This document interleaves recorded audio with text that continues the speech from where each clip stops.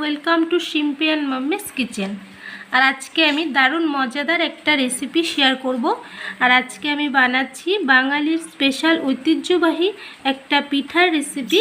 সেটা হচ্ছে বিচি কলা বা বিচা কলার চষি পিঠা।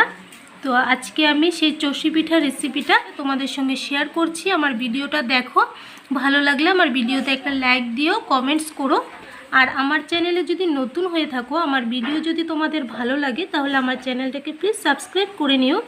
সাবস্ক্রাইব করে পাশে থাকা বেল আইকনে অল বাটনসে প্রেস করে দেবে, তাহলে আমার চ্যানেলে আপলোড করা যে কোনো নতুন ভিডিওর নোটিফিকেশন তোমাদের কাছে সবার প্রথমে পৌঁছে যাবে। তাহলে চলো দেখে নিই কলার চষি পিঠা রেসিপিটা আমি কিভাবে তৈরি করছি। বিচি কলার পিঠা বানিয়ে নেওয়ার জন্য সবার প্রথমে এখানে কলাগুলোকে এভাবে করে চোচা ছাড়িয়ে নেওয়া হচ্ছে। আর এরকম একটু বড় কোনো বাসনেই তোমরা এটাকে করবে, কেন কি এটা ছোট বাসন নিলে করতে কিন্তু খুব অসুবিধা হবে, তাই একটু বড় বাসনে নিয়েই করতে হবে। সবগুলো কলাকে চোচা ছাড়িয়ে নেওয়া হয়েছে। আর এবার এই কলাগুলোকে এরকম একটা গ্লাসের সাহায্যে ভেঙে নেওয়া হচ্ছে। আর হাত দিয়েও এটা করা যায়, তো সেক্ষেত্রে এতগুলো কলা হাত দিয়ে করলে একটু হাতে অসুবিধা হতে পারে, তো তোমরা চাইলে হাত দিয়েও করতে পারো। তো আমি এখানে সুবিধার জন্য গ্লাস দিয়ে করে নেওয়া হচ্ছে। কলাটাকে এভাবে করে ভালো করে মিশিয়ে নেওয়া হয়েছে দেখো। আর এর মধ্যে দেওয়া হলো চুন, এখানে 1 চামচ পরিমাণ চুন দেওয়া হয়েছে। চুনটা দিয়ে ভালো করে মিশিয়ে নিতে হবে, যাতে চুনটা পুরো কলার মধ্যে ভালো করে মিশে যায়, সেভাবে করে চুনটাকে মিশিয়ে নিচ্ছে এখানে।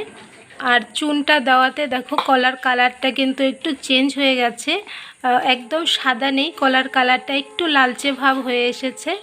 আর চুন দিয়ে এভাবে মেখে নেওয়ার পর এর থেকে কিন্তু সুন্দর একটা স্মেল বেরোচ্ছে। দেখো কলাগুলোকে চারপাশে এভাবে করে ছড়িয়ে দেওয়া হয়েছে, আর মাঝখানটা এভাবে করে ফাঁক করে দিতে হবে, তাহলে মাঝখানে এর রসটা এসে জমা হবে। আর চুন দেওয়াতে কিন্তু এর মধ্যে থেকে রস বের হতে শুরু হয়ে গেছে, আর অনেকটা রস বেরও হয়ে গেছে। তো বাকি প্রসেসটাও আমি তোমাদেরকে দেখাবো। তো কলাটাকে এখন এভাবে করে রেখে দেওয়া হচ্ছে, আর যতক্ষণে কলার রসটা বের হচ্ছে ততক্ষণে ওদিকে আমি চালের গুঁড়োর থেকে কাইটা তৈরি করে নেব। চালের গুঁড়োটাকে কাই করা হচ্ছে, আর এখানে জলটাকে ভালো করে গরম করে ফুটিয়ে নেওয়া হয়েছে। তো তার মধ্যে অল্প লবণ দিয়ে দেওয়া হয়েছে, আর লবণটা কিন্তু অপশনাল, তোমরা যদি পছন্দ করো তাহলেই দিয়ে নেবে, না হয়তো লবণটা বাদ দিয়েও তোমরা করতে পারো। আর ফুটন্ত জলে চালের গুঁড়োটাকে দিয়ে দেওয়া হয়েছে, দিয়ে এভাবে করে নেড়ে নেড়ে খুব ভালো করে মিশিয়ে নেওয়া হচ্ছে। আর এই পিঠার জলটার মধ্যে একটু লবণ দিয়ে দিলে কিন্তু টেস্টটা খুব ভালো আসে, তো তোমরা অবশ্যই দিয়ে দেখতে পারো। আর দেখো চালটা কিন্তু গুঁড়োটা অনেকটা সেদ্ধ হয়ে এসেছে, দেখে বোঝা যাচ্ছে। তো এরকম হয়ে গেলে বুঝতে হবে যে এটা হয়ে গেছে। চালের গুঁড়োর কাইটাকে এখন একটু মেখে নেওয়া হচ্ছে, গরম অবস্থাতেই হালকা হালকা এভাবে করে মেখে নেওয়া হচ্ছে, নয়তো একদম ঠান্ডা হয়ে যাওয়ার পর একটু শক্ত হয়ে যায়, তো তখন মাখতে খুব অসুবিধা হয়। তাই গরম অবস্থায়, আর খুব বেশি গরম নেই, মিডিয়াম গরম আছে, তো সেই অবস্থাতে এটাকে অল্প মেখে নেওয়া হচ্ছে। কলাটাকে এভাবে করে 2-3 ঘন্টা রেখে দেওয়া হয়েছিল, আর দেখো এর মাঝে এরকম রস জমেছে, আর চারোদিকেও কিন্তু এই যে এরকম রস জমেছে। এখন এগুলোকে খুব ভালো করে চালনিতে চেলে নিতে হবে, এখানে অনেকটা রস জমেছে। তো চেলে নেওয়ার পর কলাটাকে এবার এভাবে করে আবারও ভালো করে মেখে নেওয়া হচ্ছে। এর মধ্যে এখন দেওয়া হচ্ছে জল, কেন কি জলটা দিয়ে রসটা বের করতে হয়। এই কলাটার মধ্যে আরও একটু জল দিয়ে দেওয়া হয়েছে, দিয়ে ভালো করে এর রসটা বের করে এটাকে এভাবে করে চিপে চিপে দেখো এখানে আলাদা রাখা হচ্ছে, আর রসটা কিন্তু এর মধ্যেই আছে। কলাটাকে এভাবে করে উঠিয়ে নেওয়ার পর যে রসটা বের হয়েছে সেটাকে এখানে ছেঁকে নেওয়া হচ্ছে। এখানে দেখো এখানে একটা হাঁড়ি রাখা হয়েছে, বা তোমরা যে কোনো বড় বাসন নিয়ে নিতে পারো। তার উপরে এরকম একটা চালনি নিয়ে তার মধ্যে থেকে এভাবে করে রসটাকে চেলে নেওয়া হচ্ছে, যাতে এর মধ্যে যে ছাবাগুলো রয়েছে সেগুলো আলাদা হয়ে যাবে। কলার রসটার থেকে এতগুলো ছাবা বের হয়েছে, তো এটাকে ভালো করে এভাবে করে চেপে চেপে ছেঁকে নেওয়া হচ্ছে। যার কলার রসটা এখানে বের করে নেওয়া হয়েছে আর দেখতে ঠিক এরকম, আর এরকম পাতলা দেখো। আর রসটাকে এখানে ঢেকে রেখে দেওয়া হবে। আর এখন ওদিকে পিঠাগুলোকে তৈরি করে নেওয়া হবে। চালের গুঁড়োর যে কাইটা করে নেওয়া হয়েছিল সেটাকে খুব ভালো করে মেখে নেওয়া হচ্ছে। আর এখানে যদি প্রয়োজন হয় হালকা একটু চালের গুঁড়ো দিয়ে মেখে নেওয়া যায়, অথবা অল্প ময়দা দিয়েও এটা মেখে নেওয়া যায়। আর খুব সামান্য একটুই ময়দা দিতে হবে, বেশি দেওয়া যাবে না। বেশি দিয়ে দিলে কিন্তু আবার শক্ত হয়ে যাবে, তাই সামান্য অল্প ময়দা দিয়ে এটাকে মেখে নেওয়া হচ্ছে। আর এখানে অল্প নিয়ে নেওয়া হয়েছে ময়দা, আর ময়দার পরিবর্তে এখানে চালের গুঁড়ো নেওয়া যাবে।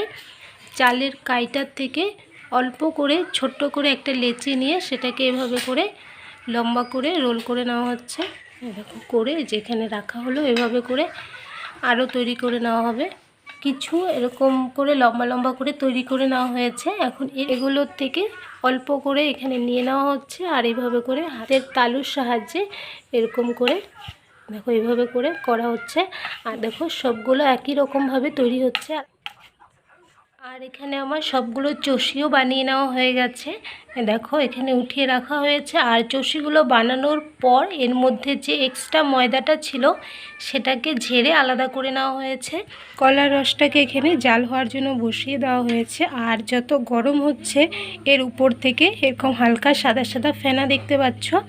তো এটা জাল হওয়ার পর এর উপরে আরও এরকম নোংরা ভেসে উঠবে, তখন সেগুলোকে উঠিয়ে আলাদা করে নিতে হবে। এবং কলার রসটার মধ্যে দেখো জাল উঠে গেছে, আর এর উপরে এরকম কালো কালো অনেকগুলো নোংরা জমেছে। তো এগুলোকে উঠিয়ে ফেলে দেবো। একটা হাতার সাহায্যে উপর থেকে এভাবে করে উঠিয়ে ফেলে দিতে হবে। আর এই প্রসেসটা কিন্তু অবশ্যই করে নিতে হবে, না হয়তো পিঠাগুলো কালো কালো হবে, দেখতে সুন্দর হবে না কালার, আর খেতেও টেস্টটা ভালো আসবে না। তাই এইভাবে করে জাল করে নিয়ে তারপর এর উপর থেকে ফেনাটাকে ফেলে দিতে হবে। কলার শিরাটা এখানে জাল হয়ে গেছে দেখো। আর উপরের যা নোংরাগুলো ছিল সব পরিষ্কার করে নেওয়া হয়েছে। 10 মিনিট মতো এটাকে মিডিয়াম আঁচে জাল করা হয়েছে। এর মধ্যে এখন যে চষিগুলো আমরা বানিয়ে রেখেছিলাম সেই চষিটা অল্প অল্প করে দিয়ে দেওয়া হবে। আর একবারে কিন্তু সবগুলো দেওয়া হবে না, তাহলে অনেক সময় চাকা হয়ে যায়। তাই অল্প অল্প করে দিয়ে নাড়তে থাকতে হবে। একজন দিবে আর একজন এভাবে করে নাড়তে থাকতে হবে, নয়তো চষিগুলো নিচে গিয়ে পুরো জমে যাবে আর চাকা হয়ে যাবে।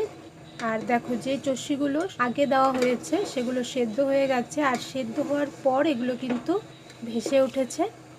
সবগুলো চষিকে কলার রসে দিয়ে দেওয়া হয়েছে। আর দেখো দেখো এরকম। আর এগুলো কিন্তু অনেকটা সেদ্ধ হয়েও এসেছে। এর মধ্যে এখন দেওয়া হবে চিনি। আর এর শিরাটা জাল করতে সময় এর মধ্যে 1 কাপ চিনি দেওয়া হয়েছে। এর মধ্যে আবারও আরও 1 কাপ চিনি দিয়ে দিচ্ছি। আর চিনিটা কিন্তু তোমাদের টেস্ট অনুযায়ী তোমরা কম অথবা বেশি করে নিতে পারো। যে যেরকম মিষ্টি খেতে পছন্দ করো সেই অনুযায়ী চিনিটা এর মধ্যে দিয়ে নেবে। এটাকে এই শিরার মধ্যে আরও কিছুক্ষণ জাল করে নিলে আমাদের পিঠা রেডি হয়ে যাবে।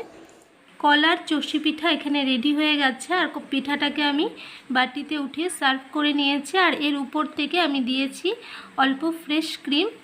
আর ফ্রেশ ক্রিমটা কিন্তু অপশনাল, তোমরা চাইলে দিতে পারো, অথবা ফ্রেশ ক্রিমটা ছাড়াও তোমরা এটা সার্ভ করতে পারো। আর এভাবে করে তোমরা কিন্তু কলা পিঠা চাইলে ঘরে বানিয়ে নিতে পারো। আর রেসিপি ভালো লাগলে আমার ভিডিওতে একটা লাইক দিও, কমেন্টস করো। এরকমই আরও নতুন নতুন ভিডিও নিয়ে নেক্সট আমি আবারও আসছি। তাহলে আজকের জন্য বাই বাই।